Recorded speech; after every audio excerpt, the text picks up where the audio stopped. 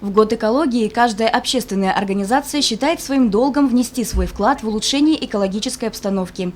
Так, например, местная организация «Вперед, Сибай» выступила инициатором акции «Посади дерево» и обратилась с этой идеей к представителям движения «Юный армеец». С радостью присоединились, совместно с юноармейцами, которые вступили 2 числа только силами наших юноармейцев. Мы решили, эту акцию провести. И сегодня, как вы видите, уже мы данную акцию провели, Ребята прямо с желанием к этому отнеслись, поэтому они прекрасно понимают, что это долг каждого гражданина,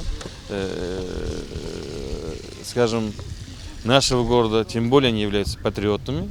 Ухоженные дорожки сквера, а теперь еще и небольшая рощица обновленных хвойных деревьев украшает сквер 30-летия Победы, излюбленное место отдыха сибайцев. Всего юными армейцами было посажено 10 елей.